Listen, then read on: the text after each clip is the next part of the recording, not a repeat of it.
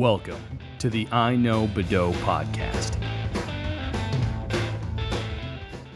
Hey, everybody, and welcome to the iKnowBadeaux podcast. Man, at you from the local 218 studios. I am Mayor Dave Badeaux of the city of Brainerd, and I'm here with my brother. Das Flutenduten.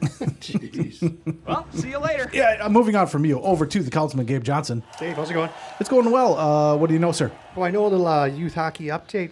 Okay. Boys are on fire. My son's team has won 6 straight, hasn't lost in 8 games. They're Nice. tearing up the B2 ranks. What's the record? 10, 5, and 1. Oh, so nice. we started out slow, and then Yep. we've just been tearing it up since then. Okay. Kind of figured it out. Okay, figured it out for the hockey Stick on folks. the ice. Nice. How long does that season go? I mean, I know it's a year-round thing. Forever.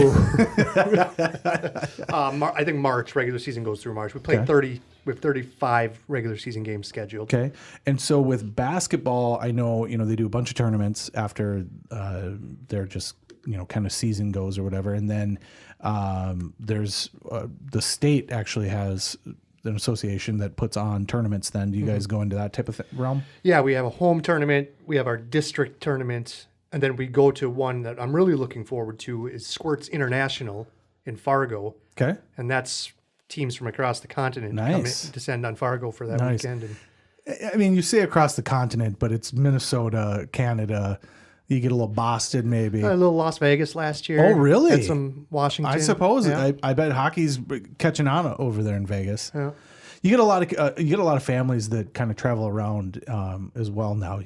That has become a thing. Youth sports, people actually moving for their kids for youth sports, which is crazy to me. But Life's revolve around it anyway. it really does. It really does. Yeah. So we'll keep us informed. Of course, the youth sports correspondent Gabe Johnson. I got nothing this week. I'm just excited to get into our topic. So should we just get started? Yes. It sounds like a soundbite. Like it literally just sounds like a soundbite. You threw me off. This week we're going to start a new segment because, of course, it is the new year, and we are going to do a little thing called Be Kind, Rewind, where we go back and we look at a specific year. And we actually just dive into everything from music, news, mostly movies, because I love movies, but games, toys, everything from that year, and then do like a deep dive on it. What we remember about it, what we don't remember, what we didn't remember about it, and really dive into it. And this week, we are going to do Be Kind Rewind 1988.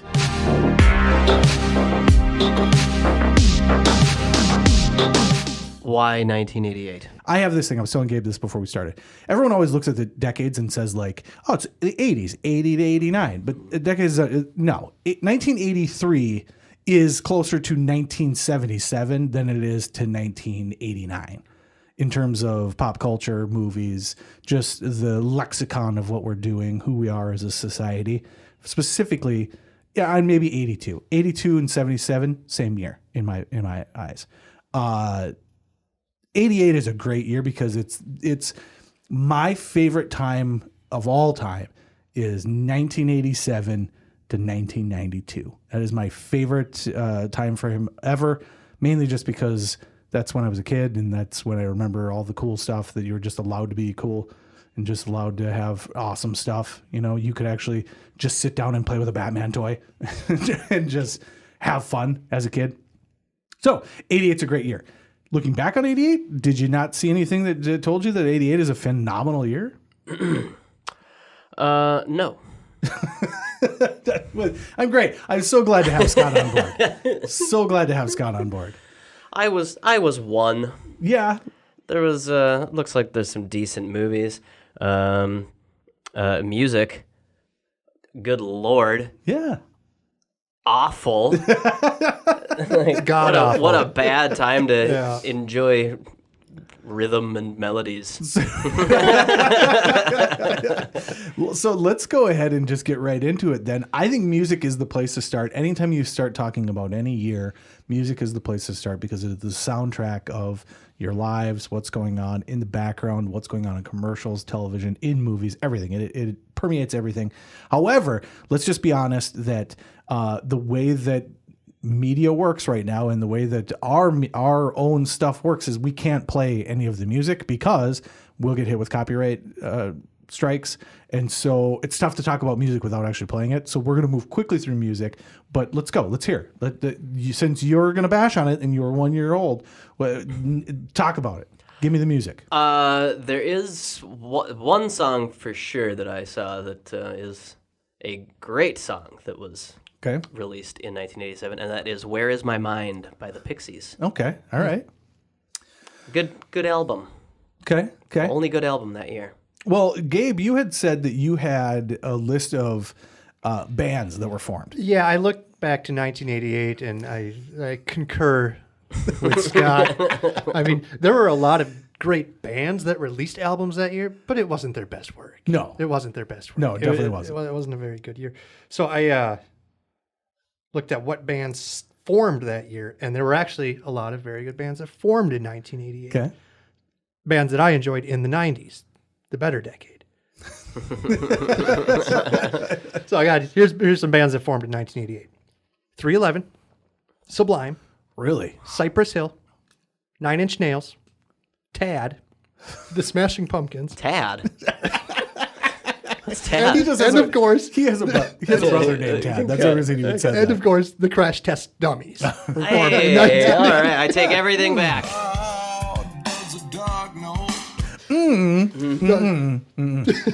Tad was a Seattle grunge band. Okay.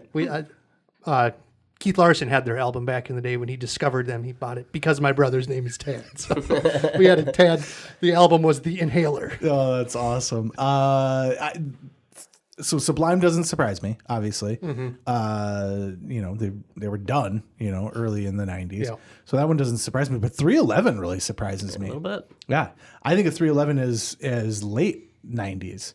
I would have thought you would have told me 94. I would have been like, yeah, that's when they formed. Mm-hmm.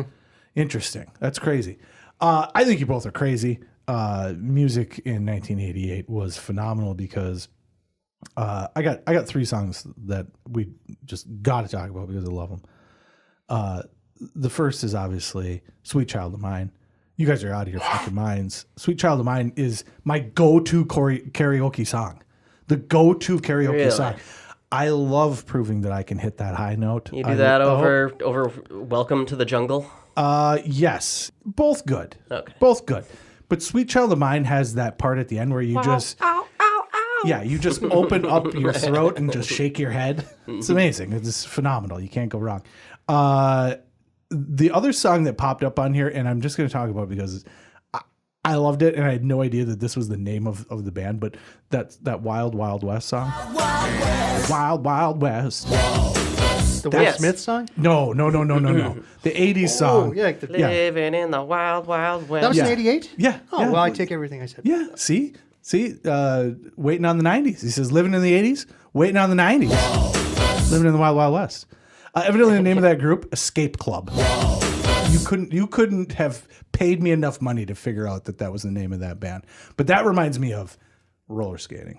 The roller skating rink, everything there is to do with roller skating rink. And my third song also is just a throwback to my childhood. Yes, 1988. 1988, Kokomo by the Beach Boys. In 88? Yes, because From that band from the 50s?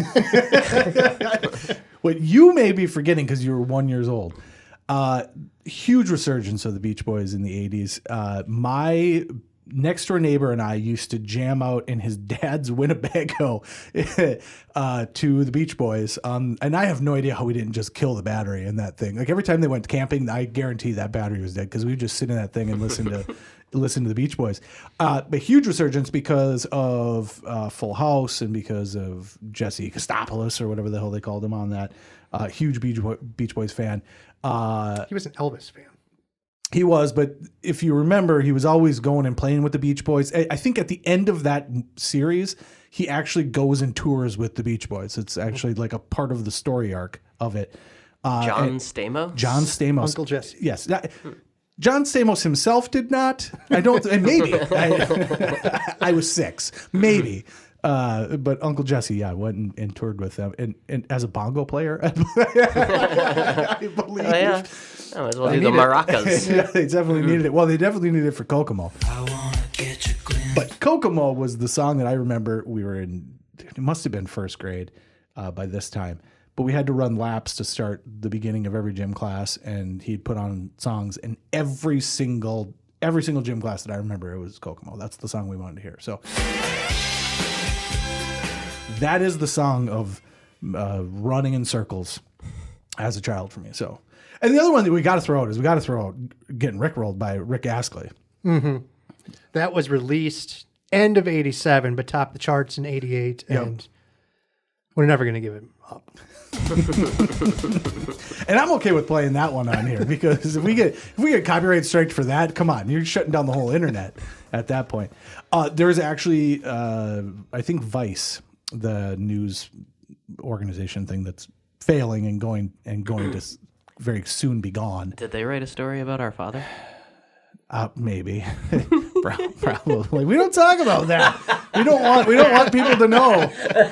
We don't talk about. Never mind. We don't Google George Badeaux, pharmacist. We don't do that. I think you don't have to put pharmacist in there. There's not a lot of George Badeaux in the world. We just don't Google that because we don't tell people, Scott, to Google George Badeaux, pharmacist, McGregor, Minnesota. Birth control. We don't Google any of that. Apologies. Super fast. Did you get any calls when that happened? Because no, I didn't get any. So my name is David George Badeaux. My dad's name is George David Badeaux. So when that whole thing happened, which we won't talk about, I got calls from ABC, NBC, I think CBS, all from New York, from their New York offices, like the actual, not the local affiliate. I got called from the legit news because they thought I was him. And it was a really uncomfortable 24 hours. 24-hour news cycle is real. We have lived the 24-hour news cycle. So, did you do? How did those conversations go? I am not him. That's it? Oh, you didn't play with them at all? No, I would have. My butthole was puckered so far. When you're getting phone calls and people, and the first message you get, you're like, where is that from? What area code is that?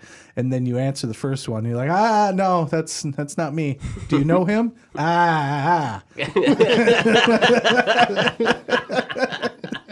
So we're moving on from that. Anyways. So that's how those phone calls went. Yeah. Quote unquote. You could hear my sphincters puckering as we went. Anyway, Vice did a segment or a little, and it might be 15 minutes. It might be 20 minutes, but it's a little short documentary on Rick Astley, and actually kind of interesting, to tell you the truth. He was super young when that happened, and there was two kind of like music producers, but not big music producers, that were kind of trying to make it, and took him under their wing. He was living at the guy's apartment with them, and basically the guy was making him get coffee, and basically the thought process they had in this documentary was that I want you to be immersed in the process to kind of like make you more comfortable with going in and recording, because he was super young. And so basically made him immersed in the process, and then eventually just recorded it, and we're like, we have a hit, and just boom, there it went. And then the dude was a megastar forever, and we don't ever think of that because he's no stranger to hits. Yeah. So Rick Astley did a Reddit AMA years ago, and one of the top questions was like, would you say that you would ever give me up or let me down? They're hitting him with the lyrics, and his reply was, go f yourself. I got to hand it to him. I watched that little clip, and seems like a really legit dude. He released a song a couple of years ago. Yeah. That was a banger. Yeah. Really good. He hated the Rickroll. Yep. And then he eventually accepted it and embraced it. Yeah. And started recording. Yeah. It's just interesting to hear someone talk about I was a kid, and then all of a sudden I was a megastar, didn't freaking stop doing anything forever. And then eventually a lot of those people are just like, all right, I'm done. You know, so cool. I'm going to hand it to him. So music of 1988, come on, phenomenal. Yes. No, you didn't even mention highlighted by the Rick Roll. Great year for music. That song is you got to hand it to that song. That song is actually pretty well constructed. Is also the theme song to a character from the video game Chrono Trigger. Okay, I'm glad that you brought that up because Chrono Trigger, greatest RPG of all time. We are nerds. Push your glasses up real quick, Scott. Scott and I are huge nerds. We can talk about that later in this episode. But yes, there is a robot in that game, and they have just made his theme song, the Rick Roll, before the Rick Roll was a thing, but just made it Never Gonna Give You Up. And you're supposed to just not realize that that's the case? I don't think anybody knew that song existed at that time. It was the #1 hit. I don't think anybody knew it existed. I don't think that matters for sure. See, that I'll play.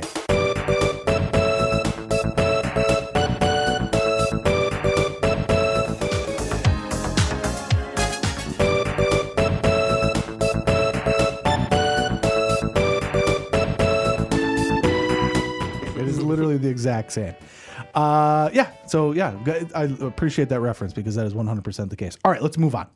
I'm going to just touch on news just super fast because there were 2 Olympics that happened in '88. There were both the Summer and the Winter Olympics. The Summer Olympics were nothing but drug riddled, and the U.S. won. And what was it? The 100? What was it? It was the Canadian guy who was juicing in the 100. Oh, was it the Canadian guy? Yeah. Okay, yeah. And then, but then it was given to Johnson, and he then also was doping as well. Yeah, but they didn't take away his medal. I don't think. First guy was like, "Yeah, you're all juiced up," and then they gave it to the U.S. and we kept it.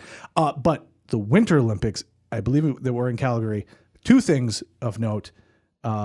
Cool Runnings happened. That's when the Jamaican bobsled team was. And then Eddie the Eagle. Have you guys watched that movie? Yeah. That movie's phenomenal. It is Cool Runnings, only Eddie the Eagle. One dude as opposed to ski jumping. Yeah, ski jumping. Yeah. But it's really good. It's actually a very, very good sports movie. So the other thing we wanted to mention. It's like a B-. Really? B-? I liked it. I could give a B+. Is a good movie. That's better than average. No. B- means that's like check minus. That's a check minus. No, that would be like a C. Even a C+. A B-? I thought it was good. It was a good romp to watch with the family. Yep. Okay, get out of it. That's what a B- movie is. All right, whatever. But Gabe, you had sent me a thing, say big year for plane crashes. Big year to not board an airplane, I think is what I said. Yeah. So at some point, the U.S. accidentally fired on an Iranian plane from one of our destroyer ships of some sort. I'll call it a destroyer. It probably isn't. It's probably a cruiser. Who knows what the fuck it is. Literally blew up a jet airliner. Like 300 civilians. Yep. Wow. Yeah. Just blew it up. As is, of course, the tradition. And then Algeria retaliated with the Lockerbie bombings. Yep. Knocked down an airplane over Scotland or Ireland. Yep. Yeah. So, and then, but the one that I wanted to mention was the flight 243 flying from Honolulu. So that is fucking crazy. Was that the first you had heard of that? Yes. So, Scott, are you aware of this? No. Plane took off from Honolulu, I believe. It was Honolulu flight 243. So I'm hoping it took off from Honolulu. Georgia. Yeah. Hole formed in the fuselage. Entire section of the plane rips off, and the plane actually manages to land, and only one person dies. So they take off, pressurize the cabin, hole gets punched through somehow, and then huge chunk rips off. So we're talking like, disappears. like The roof disappears. Yes. So we'll pull up a picture for him if you can. There's so you've got the cockpit and like the front door, and then the next chunk of a plane. If you can imagine when you constructed a plane, you'd like put on like 1/3, 1/3, 1/3. Yeah, it's a fourth of the plane or a third of the plane that just rips off the front. Maybe a little bit smaller than that. But Yeah, smaller chunk, but the roof is gone. the roof is gone. Stewardess flies out because she's not sitting down, so she's boom gone. Wear your seatbelts, yeah, people. see you later. But the only person that died. Everyone else survived, and they landed, and that's messed up. And the reason I bring it up is because in 1990 there was a made-for-television movie called Miracle Landing. And as a kid, I remember this freaking made-for-TV thing because whenever they would do those, they would run freaking commercials for them forever. You know, it was like, oh, the big event. Scared the living shit out of me because there's in it there's a kid that like looks up and is like, what's that? It's a fucking hole, and then all of a sudden it just rips the whole thing out. Lady goes flying. That scarred me for life. I went back and watched this last year. It traumatized me enough where I was like, I'm going to find that and rewatch it. To remove You this. have no power over me. Miracle Landing, you have no power over me. So I was amazed that 1988 was the year of that because that let's just say that. April 28, 1988. A veteran captain and the co-pilot on her first command. No one ever expects an airline pilot to be a woman. And no one expected what was about to happen. Based on the heroic true story. Connie Selleck, Wayne Rogers, and Alicia. Miracle Landing, Sunday. Yeah, what a way to go. Yeah. Do we like how high were they when it happened? How this like the roof gets ripped off, Yep. and is it like the movies? The lady just instantly sucked out with the roof. Yep. Falls 30,000 feet. Yep. There's a story of a lady that happened. She fell out of a plane and fell like 30,000 feet onto the side of a mountain and lived. Slid down. I don't know exactly how it happened, but she fell out of a plane and fell any amount of feet over 7, but fell like multiple thousands of feet and lived.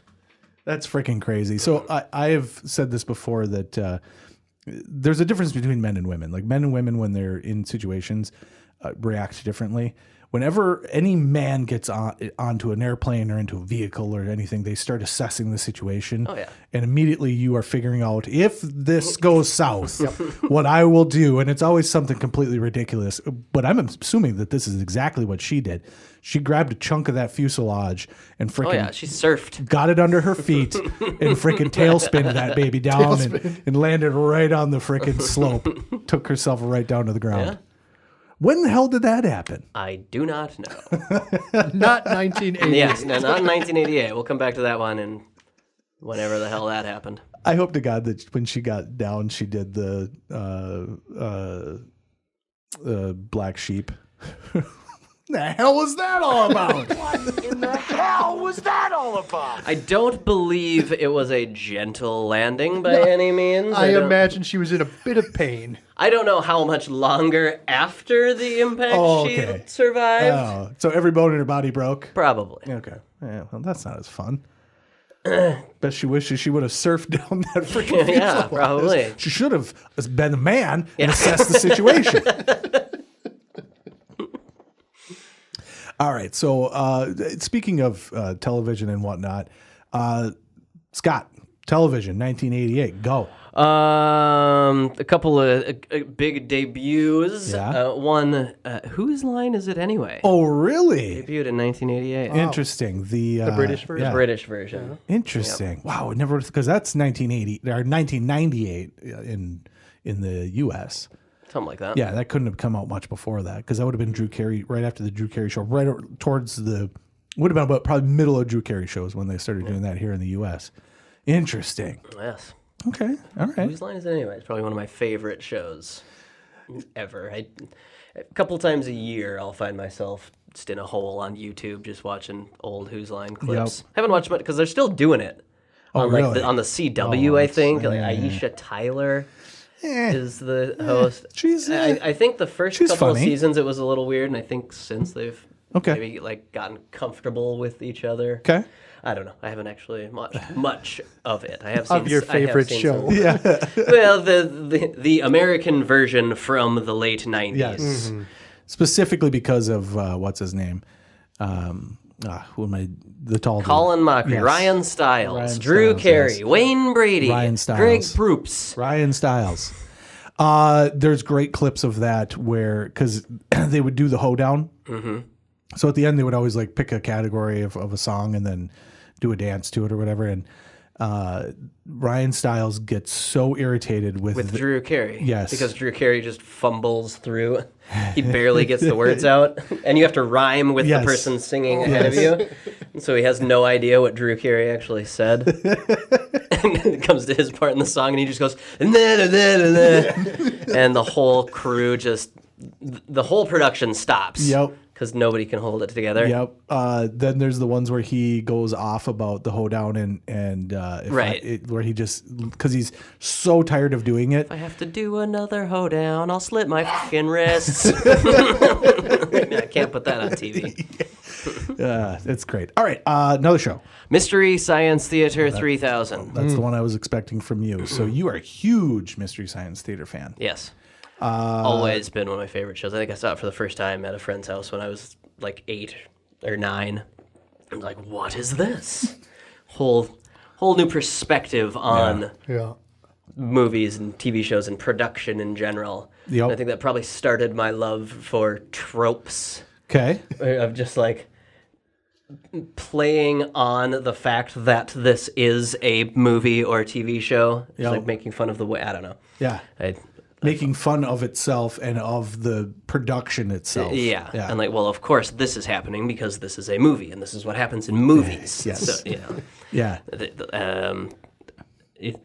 How like the movie Deadpool is all about that, about breaking the fourth wall and making fun of how things happen in movies. And I think that's probably where my love of that began. Well, and I love shitty movies. I love them. Mm-hmm. Guilty pleasure, love it. Specifically 80s movies. Those are my favorite. But I love shitty movies, and I love just watching the pieces. Like in my head, envisioning the script, like what did the person write on the page that I am now witnessing, and then thinking about all the steps that it takes in order to get to that, in terms of the people that had to build the set, the people that had to create this, then there's the director that tells you what to do, and then you are supposed to act it, and then this is the final product that you. It's the best we can do. All of that got to this, and for me, that whole link is just so satisfying to me. So, huge show from Minnesota as well. Yes. Yeah. So shout out. All right, so then let's just stick with movies. Gabe. You're going to lead off the movie category here. All right. The first movie that popped out to me is an oldie but a goodie. And it's called Vampire's Kiss. Okay. Is that Nick Cage? It features one Nicolas Cage, who's a publishing executive. And he's a womanizer. And he sleeps with a woman and she bites him in the neck. And he is convinced he has become a vampire. Oh. So he starts acting all Nick Cagey throughout the rest of the movie, thinking he's becoming a vampire. And he isn't? But he's not. No. So sold. Yeah, it's a great. It's actually where the "you don't say Nick Cage" meme came from. That's from. So he's. I had no idea that's. So he thinks he's a vampire in that. Yep. That just explains everything about his character just moving forward. Like that, he's been a vampire his whole career. Literally thinks he's a vampire. Okay, all right. You got any other ones over there? Yeah, I have 3 more. Okay. One of my favorites as a kid was Big. Yep. Just a classic 80s film.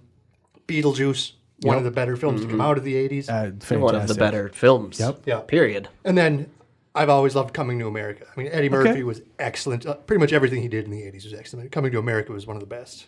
So I've got 2 things to comment on those. First of all, Coming to America, I missed the boat on that because I hadn't seen the actual real version of that until a couple of years ago. I actually borrowed a Blu-ray from someone. It's probably about 4 years ago. I borrowed a Blu-ray from someone because I had never seen the actual R-rated version of it. And so my take on it was always having seen the TV versions of it. That film does not work as well through the lens of television. Yeah. And once I saw the real thing, I understood why, and then understood why people thought it was so damn funny, because the TV version of it is missing quite a bit of the humor that's in there. But I also wanted to mention Big because 1988, big year for people taking over children's bodies. Yeah, body swapping. There was the movie Big. There was the movie 18 Again, where a really old dude gets swapped with a young guy. And then, Gabe, what was the third one? Then it was Vice Versa, where Judge Reinhold and Fred Savage swap bodies. Maybe this happened all over America. There's a lot to break down there. Judge Reinhold and Fred Savage doing the Freaky Friday. Yeah. Vice versa? Vice versa. Vice versa. And vice versa. Oh, my God. What a title as well. So I'll throw out a couple here. Of course, we got to talk Die Hard. My favorite New Year's movie. How can you not? How can you not? If you had to guess when Die Hard came out in 1988, what time of year? I was just going to say 1988. What time of year in 1988 would you have to guess? Well, that? it's a summer blockbuster because it's an action movie. Yes, it's absolutely a summer blockbuster. It came out in July of 1988. The greatest Christmas movie of all time came out in July, as did its sequel, I believe, as well. I was surprised by that when I had saw that it came out in the summer, and then so did regular Die Hard. Great movie. I think enough has been said about it. So I'm going to move on to maybe one of my all-time favorite movies, which is The Great Outdoors. I love The Great Outdoors, mainly because John Candy might be my favorite comedic actor of all time. Maybe.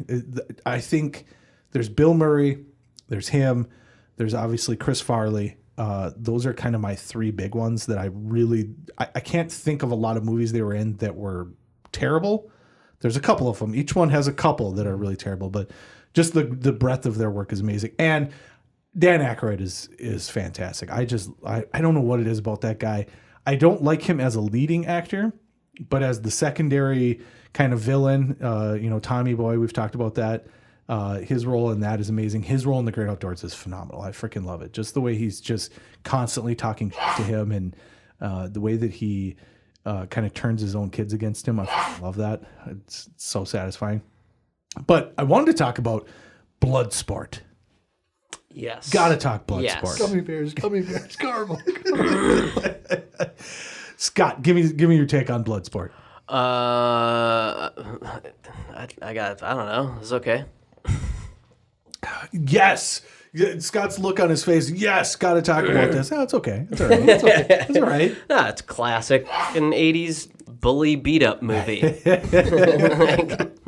It's phenomenal. It's you got the Jean-Claude Van Damme. And you want to talk about a man thinking he's a vampire. You could convince me that Jean-Claude Van Damme in most of his movies also thinks that he has become a vampire. It's a great movie. I love it. It's a complete knockoff of Enter the Dragon, which Enter the Dragon's an interesting movie because it is trying so hard to be a James Bond movie. It is trying very, very hard to be a James Bond movie. But then it does the classic, we're going to have a fighting tournament, which I brought up Bloodsport because there's things that happen that then lead into what else happens.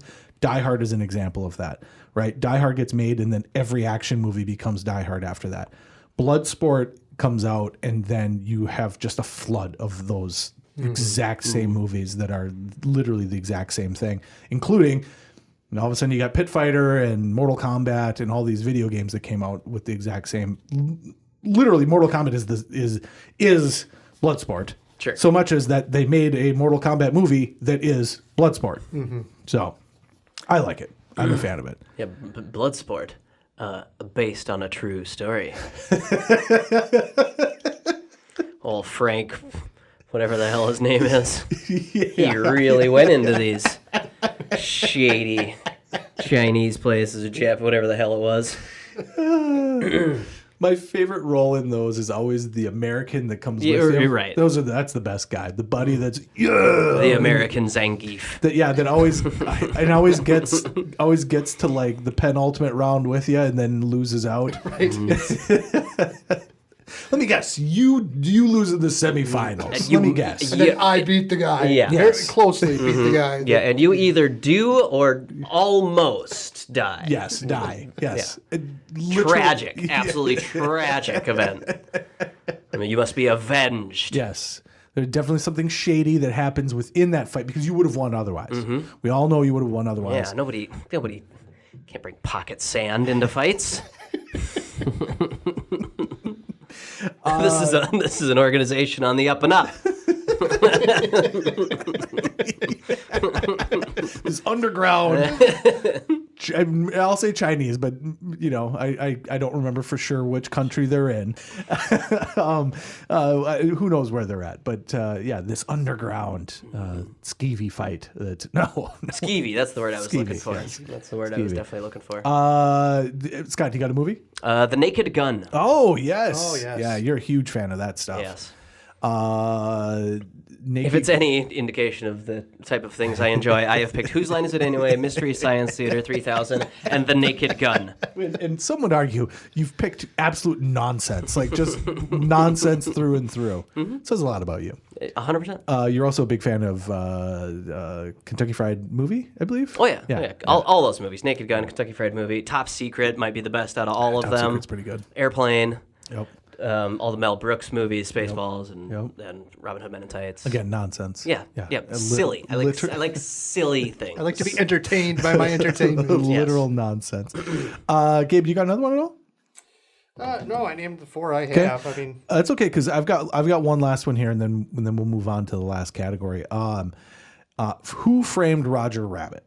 So I wanted to throw that out real quick because I think it kind of gets left behind now, but at the time it was a huge ordeal because one, the way it was filmed, state of the art. Yeah, really, and actually pretty cool. If you go back and watch how they did it, pretty cool. Where the gags and the props that were all physical, and then they just animated in the characters. Right. So like him getting sprayed in the face with hoses, and they're handcuffed together, and they actually made a handcuff that stuck out, and was solid.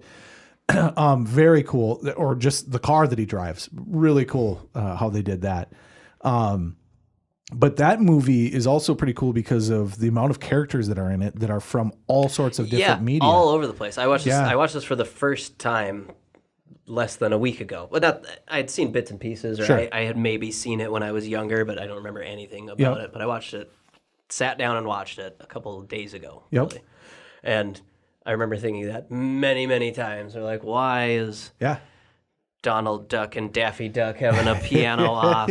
Like, it's just every couple of scenes, there's another character, and you're like, who wrote off on this? Yeah, it was a big deal at the time that they just came to an agreement to allow all those characters to be in it together, which really sells the premise of the whole thing, which is interesting because it's based off a book. So the movie is Who Framed Roger Rabbit. The book is by Gary Wolfe, and it's a 1981 novel called Who Censored Roger Rabbit, and it's about comic strips. And the whole idea of him being censored is, I believe, first of all, Roger Rabbit is killed in it. He's the first victim, and his word bubble is found, and it's been erased. So he's been censored. Gasp. Yeah. The plot of that is batshit crazy. So I may use that for something in the future. So I'm not going to talk about it too much. You can look it up if you want to, but doesn't follow the same arc as the movie. They definitely went, I would argue, a better route with the movie. But yeah, that's a phenomenal movie. Great actors in it. I'm always a big fan of anything that what's his name? Hoskins? Yeah, Hoskins. Bob Hoskins? Yep, Bob Hoskins can be in. Very enjoyable. So, Who Framed Roger Rabbit was my last one. Let's move on quick because we'll get to wrap this baby up. I wanted to throw out real quick. So, obviously, if we're going to talk 1988, we got to talk video games. But before we do, we'll tie that into toys in general. So I asked these guys what kind of toys did you have, and both of them threw out video games right away. So we'll get to the video games. I think that's dearest to my heart, I will say, especially the list that I have for them. But I wanted to throw out some toys real quick. Gabe, you had a game that you... I have a board game I brought. A board game, yes. What was the board game? It was the great classic board game from the 80s called Mall Madness. Mall Madness. So you were given a set amount of money, and you had to set up the board game because it was a multi-level mall. Okay, You're given a set amount of money, and you had to get to a certain number of stores and buy these products and get out of the mall and back to your car. That's awesome. Be the first one done.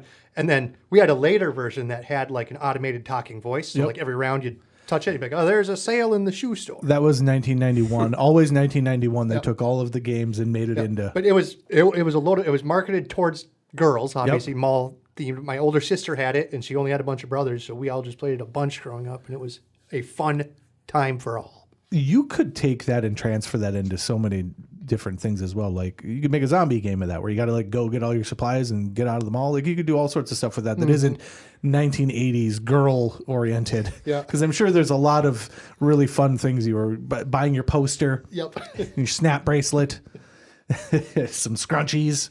But it was a great game, and it debuted in 1988. And That's all. You know what? I'm going to look it up. I'm going to see if I can't find a copy. I love when they reissue those. I did that with a couple games from when I was a kid, but they reissued them, and I bought the new version and played it with the kids. One of those is 13 Dead End Drive. That was literally what I was going to ask. Yep, that's a good one. I still have the original. 88 was probably maybe 88 to 92 was like peak mall culture in this country. Oh, yeah. And downhill from there when the big boxes started taking over. Oh yeah. So yeah, we can get into malls. We'll do a whole episode on malls at some point because fascinating that whole concept. So I threw out 3 different toys previous to the video game conversation. The first one is just super fast. Starting lineup. You guys remember starting lineup at all? Starting lineup was the little sports figures. You got a football card with it, and then Dan Marino, and so it was posable. You know, Is that like the ones that Kevin McAllister shoots? it is exactly what it is. Okay. Kevin McAllister shoots starting lineup figures into the laundry chute in Home Alone. Literally exactly what I'm talking about. Those debuted in 1998. Debuted. And then Micro Machines from a little bit earlier. They debuted in 1986. This is the Micro Machine Man presenting the most miniature motorcade of Micro Machines. Each one has dramatic details, terrific trim, precision paint jobs, plus incredible Micro Machine pocket playsets. There's a police station, fire station, restaurant, service station, and more. Perfect pocket portables to take any place. And there are many miniature playsets to play with, and each one comes with its own special edition Micro Machine vehicle and fun, fantastic features that miraculously move. Are those the things Kevin McAllister puts on the floor? Those are also things that Kevin McAllister puts on the floor. My childhood evidently was just Kevin McAllister's. But Micro Machines, I loved them. There was something about it was probably our mom was a neat freak. She would just walk behind us and just clean everything up. So I never had to clean up after myself my entire life. Never learned that skill. True story. Never learned that skill at all because she would just walk behind us and clean up. Like, you know, when you go to Disney World and as soon as you round a corner, the little dude comes out and picks up everything behind you. Yeah. Yeah. So it was the same thing our entire lives. From my vantage point, that didn't look great. You walk around the corner and then the guy comes around and does this.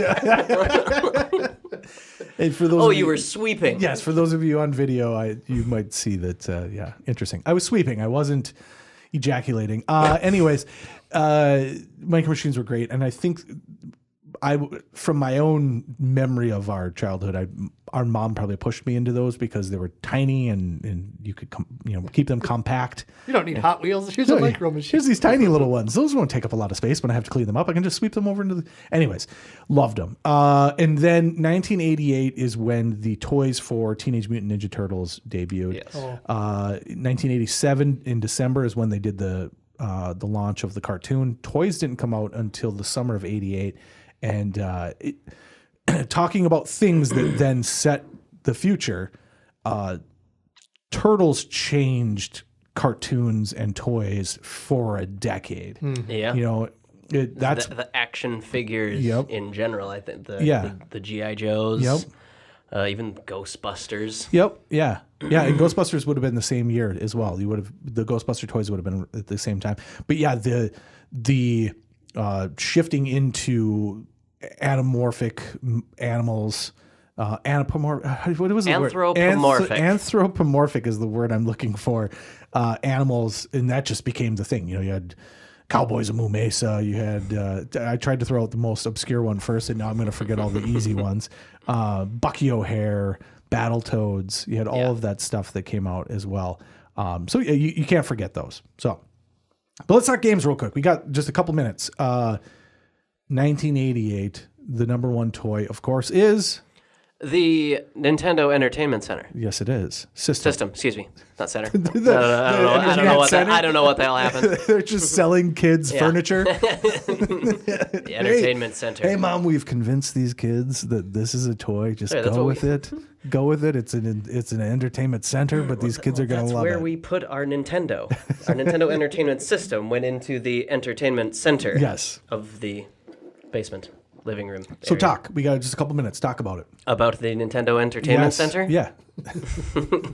That's where you put your Ninja Turtles. That was the base. Anyways. Mario. Yes. Well, so I'm gonna give you a list of 3 games that came out in 1988: Mario 2, Mega Man 2, Zelda 2. So you had already established the base of Super Mario, which is an amazing game. Here in the U.S., we got Mario 2, which is different than the Japanese Mario 2. That's a whole nother story we won't get into. But a way better game than the Japanese Mario 2. And then, of course, Mega Man 2, which we were huge fans of. Even our sister was a fan of Mega Man 2. Yeah?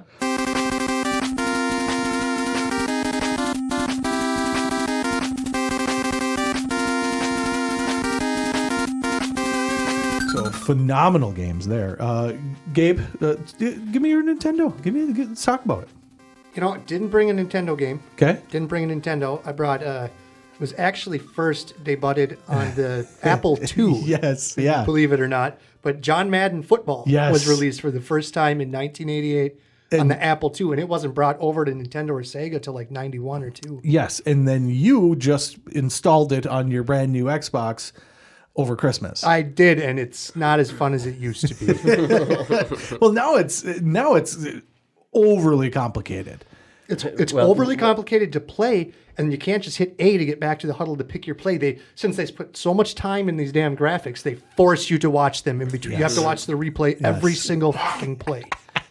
Just let me play the game.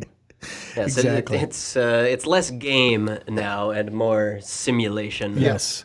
Agreed. Absolutely. And I can handle a lot, but football is a super complex game, and they've tried to, instead of making it a game, they've tried to make it a simulation of, okay, you need to be able to do all this stuff. It's impossible to be able to do everything. This year's goal is to upgrade your parking lot. Yeah. Can I throw a touchdown? Yeah. I waited an entire day to install this. Yeah, Scott, go. Just a little bit of Nintendo. Go. A little bit of Nintendo. Yeah. I mean, I looked it up to see when it was released, but the video game Base Wars. Oh my God! Wasn't released until '91. Not until 91. We're not allowed to talk about it. We'll wait. We'll do a '91 episode, so we'll hold off on that. But throw it on a little feather in the back of your cap on Base Wars. All right, so I'll wrap up the episode and just say Mario 2 is amazing. Mega Man 2 is amazing. Zelda 2 is a game that gets crapped on a lot by Zelda fans. Das Flutenduten. Needs to be remade. They need to take that idea. It's a side-scrolling Zelda. It's phenomenal. It's super hard as well. It's actually one of the few Zelda games I have never beaten because I've got to the second to last guy. There's actually a trick to beat the last guy by just hiding in the corner and just spamming your sword. I knew that trick. Couldn't get past the guy before that to actually get to it. So I still have never beaten that game. But I wanted to talk just super fast about a Nintendo-related product that came out in 1998, and that is Nintendo Power. Yes, okay. Nintendo. You were thinking a Power Glove? I thought you were going Power Glove. Okay, no, the Power Glove it's bad. And it's bad. But Nintendo Power, as an artist... few things affected the way that I wanted, or like the reason why I wanted to draw and stuff. And it was very much related to video games. It was very much related to the characters and the instruction books, and then Nintendo Power. My view and art style and desire to draw things was way, way, way more affected by Nintendo Power than almost anything, I would say. That and animation. That's kind of how I viewed drawing and artwork. Fascinating. What I loved more than anything is kind of like that idea of the movie that has the script and then it has the person and the thing and you're getting to this part.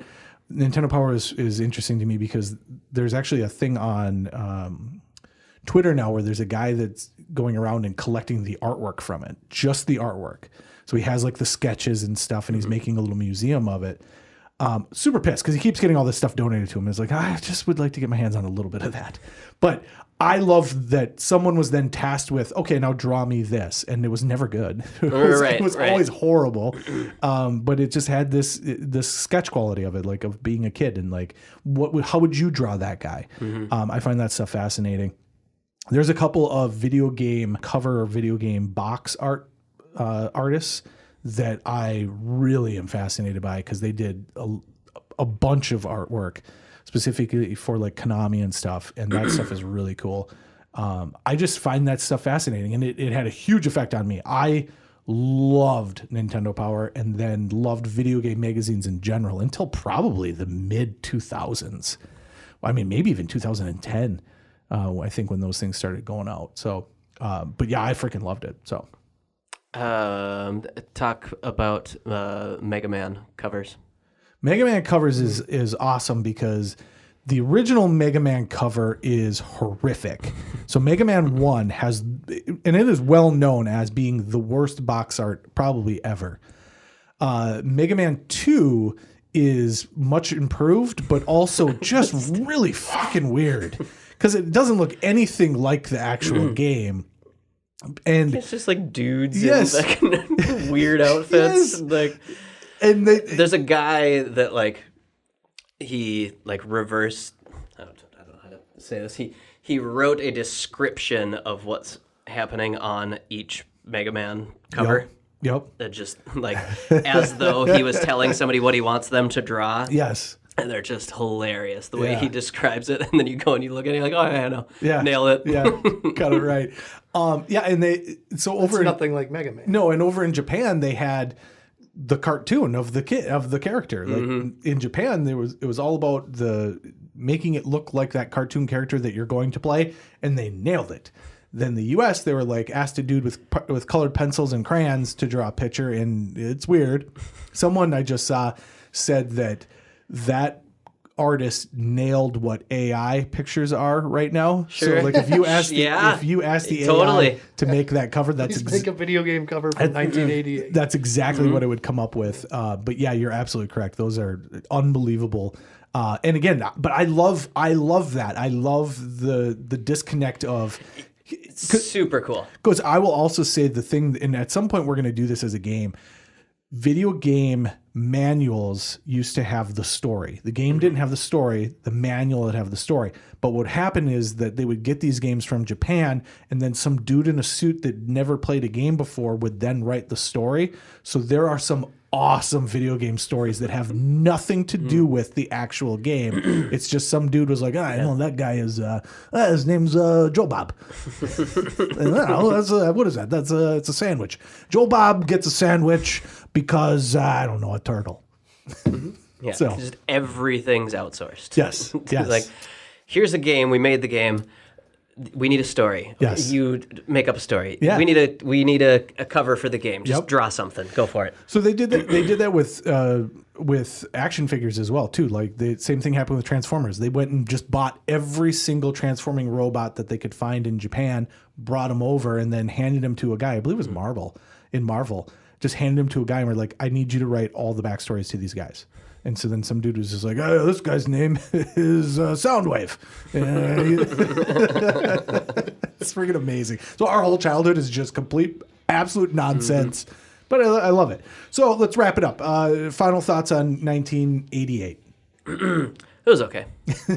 I knew that was going to happen. Gabe, final thoughts on 1988. Loved it. Loved it. Great trip through history. Yeah.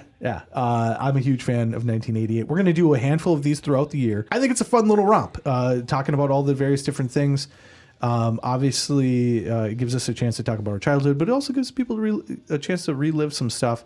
And then maybe you didn't know about Flight 243, where the roof just ripped right the fuck off and ruined my childhood.